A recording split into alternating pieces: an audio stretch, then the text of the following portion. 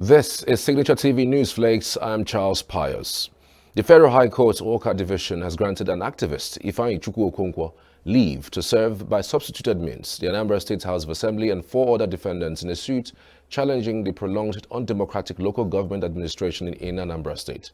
The other defendants include 3 former executive governors of the state, Chris Nwabueze Ngige, 2003-2006, Peter Obi, 2006-2014, and Willie Obiano, 2014 and 2022, for themselves and on behalf of the transition chairman and councillors who served under them, and Livinus Onyewe, for himself and on behalf of the transition chairman under the incumbent governor, Professor Charles Chukwuma Soludo. The Director General, Budget Office, Abuja, Ben Akabueze, has charged Nigeria's tertiary institutions to positively impact on their host communities and wider society by partnering them in production aspects of their curriculum. Akabueze was speaking in a lecture at Oka to mark the 18th convocation of Nnamdi Azikiwe University.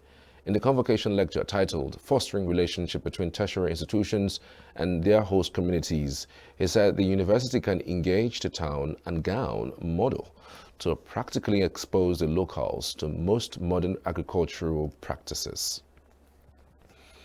The federal government has pleaded with organized labor to reconsider its decision to embark on an indefinite strike from Monday, June 3, 2024, in protest against the government's refusal to raise the proposed minimum wage from 60,000.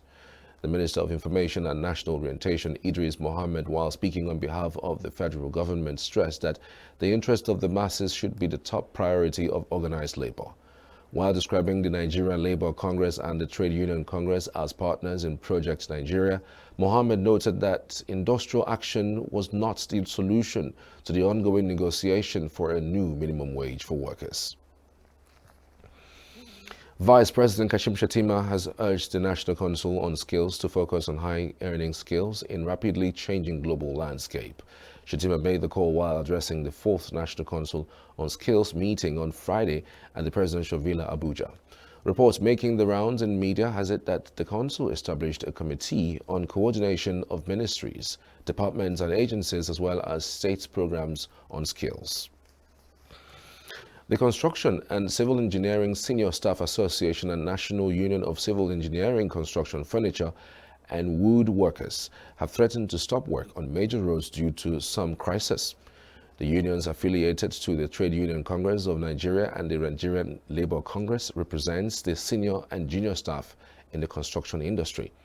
The national president of the Construction and Civil Engineering Senior Staff Association, Ayodeji Adeyemo, and the national president of National Union of Civil Engineering, Construction, Furniture and Woodworkers, Stephen Okoro, at a news conference on the state of the construction industry on Friday in Abuja, raised alarm over the plight of construction workers.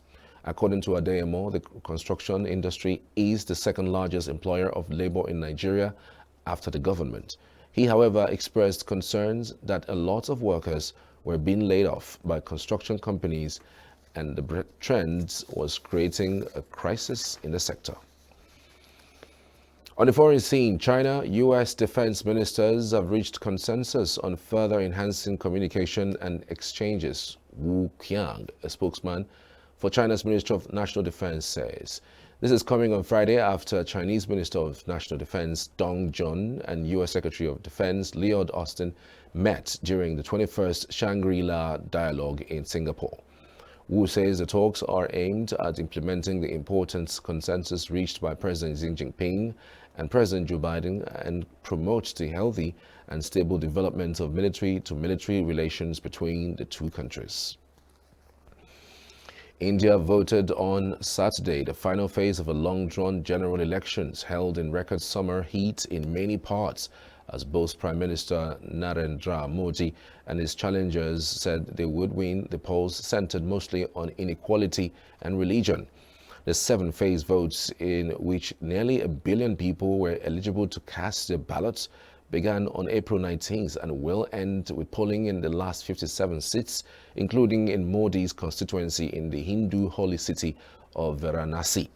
In Uttar Pradesh, a stronghold of Modi's Bharatiya Janata Party, the state's chief minister Yogi Adityanath also casts his ballots on Saturday. Russia on Friday declared that it had gained control of a number of settlements over the past week, while Ukraine said it had successfully repelled attacks launched by Russia. According to the latest updates from both sides, the Russian Defense Ministry reported that over the past week, its forces had conducted multiple comprehensive strikes on Ukrainian military targets, including command posts, air defense systems, and field depot, adding that they have successfully seized control of several settlements. In sports, heading to his 8th European Cup final and 3rd as Real Madrid coach, Carlo Ancelotti says his team were not lacking in motivation as Los Blancos seek to add another chapter to their love affair with Europe's elite club trophy by claiming a record-extending 15th title and 6th in the last 10 years.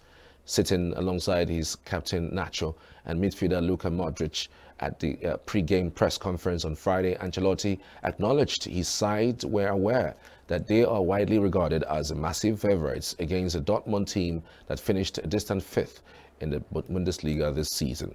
However, the Italian said he and his players were seasoned enough not to fall into the trap of being overconfident ahead of the most important and the most dangerous match in club football. And that's the news this hour. I'm Charles Pius. Have a lovely weekend.